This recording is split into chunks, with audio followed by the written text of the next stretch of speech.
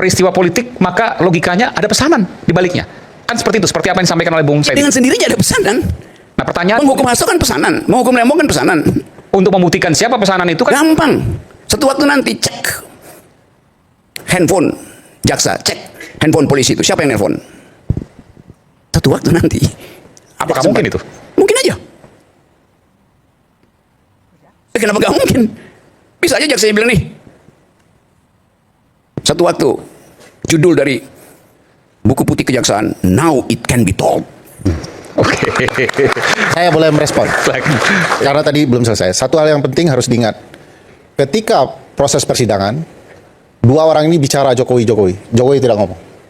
Selesai abolisi amnesti, Jokowi bilang, itu di kasus Tom Lembong, saya memang memerintahkan. Ini bukti penting. Bukti berikut. Saya koreksi, Pak Jokowi nggak bicara seperti itu. Pak Jokowi bicara kebijakan dari saya, tapi teknisnya di kementerian. Ya, kalau presiden memerintah, penting bahwa kerjakan teknisnya. Nggak mungkin presiden memerintahkan teknis, tapi perintah presiden.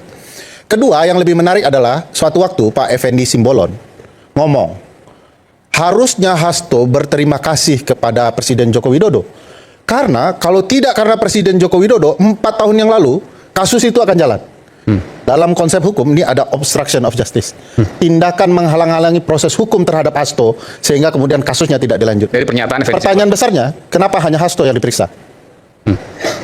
Kalau ternyata obstruknya juga ada indikasinya dari presiden. Ini poin yang harus dijawab saya pikir. Karena apa yang kemudian disampaikan, kalau seandainya tidak dilakukan proses hukum pada saat itu, maka bisa dianggap menghalang-halangi penyidikan. Ya kan berhenti kasus Hasto. Ya. Obstrak itu karena tindakan presiden. Nah pertanyaannya, kalau dia bisa menghentikan, siapa yang bisa menjalankannya? Oke. Pak, ini pertanyaan saya begini, Bung Ferry. Jawab aja Bang, saya tidak menerima pertanyaan. Ya ini saya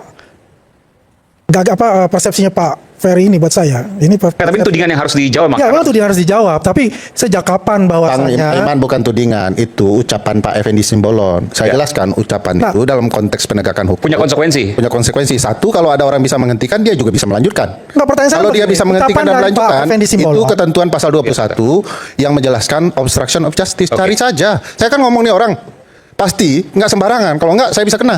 Ada ucapan itu. ya kalau ucapan Pak Effendi Simbolon, apakah itu juga ucapannya Pak Jokowi? Kan pertanyaan saya itu. Makanya, Ya kan? panggil Pak Effendi Simbolon, panggil Pak Jokowi. Jadi kan simpel aja.